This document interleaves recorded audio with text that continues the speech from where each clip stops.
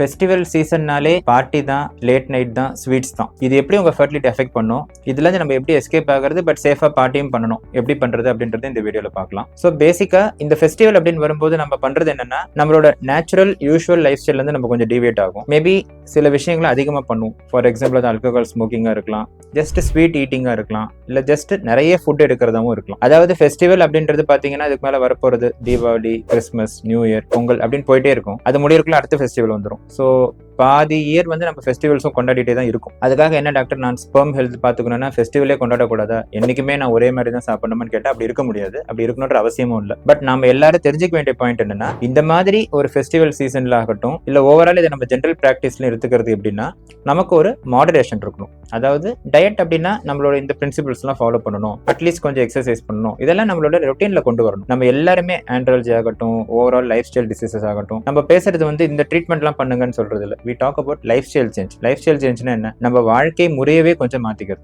அதுக்காக லைஃப் ஸ்டைல நான் வந்து பார்ட்டியே பண்ணக்கூடாதுன்னு கேட்டா அப்படி கிடையாது. ஒரு பார்ட்டிக்கு போறோம் இல்ல ஒரு டின்னருக்கு போறோம் அப்படின்னா உங்களோட ஃபுட் வந்து நிறைய ஐட்டம்ஸ் ஆர்டர் பண்ணாம உங்களுக்கு பிடிச்ச 2-3 ஐட்டம் இந்த டின்னருக்கு, அடுத்தது நான் இன்னொரு லஞ்சுக்கு போறேன் அப்படின்னா 2 to 3 days கழிச்சு அந்த டைம்ல இன்னும் கொஞ்சம் ஐட்டம்ஸ் மாத்தி சாப்பிடுறது. தண்ணி கொஞ்சம் அதிகமா நம்ம குடிக்கிறதுனால, அதாவது ட்ரிங்கிங் வாட்டர் அதை நம்ம அதிகமா குடிக்கிறதுனால சம்டைம்ஸ் அந்த ஹங்கர் லெவல் வந்து கம்மியாகும். உடம்புல ஹைட்ரேஷன் நல்லா இருந்தா நமக்கு பசி கூட கொஞ்சம் கம்மியா இருக்கிறது உண்டு. அதே மாதிரி ஃபுட் ஐட்டம்ஸ் சூஸ் பண்ணும்போது எல்லாமே ஹை கேலரி எனர்ஜி ரிச்சா இல்லாம கொஞ்சம் ஒரு சாலட் ஐட்டம்ஸ் இல்லைன்னா வந்து ஒரு லைட்டான ஃபுட், இந்த மாதிரி விஷயங்களையும் நம்ம நடுவில் ஆட் பண்ணிக்கணும். அதே மாதிரி இந்த மாதிரி ஒரு பீரியட்ல நீங்க என்னதான் வந்து லேட் நைட் பார்ட்டிஸ் பண்ணாலும் அட்லீஸ்ட் அடுத்த நாள் ஈவினிங் ஒரு சின்ன வாக், ஒரு எக்ஸ்ட்ரா ஒரு 30 minutes வாக் பண்றதோ, இல்லைன்னா வந்து ஒரு ஜிம்முக்கு ஒரு 20 minutes எக்ஸ்ட்ராவா ஒரு 2 days வீக் போறதோ, இந்த மாதிரி நம்ம ஆட் பண்ணும்போது நம்ம என்ன எக்ஸ்ட்ராவா பண்ணணுமோ அதை வந்து நம்ம ஈடுகட்ட முடியும். அதே மாதிரி இந்த மாதிரி ஒரு அடிஷ்னலான விஷயங்கள், ஒரு சுகர் அதிகமா இருக்கிறதுனாலயோ இல்ல ஆல்கஹால் இருக்கிறதுனாலயோ வரக்கூடிய ப்ராப்ளம்ஸை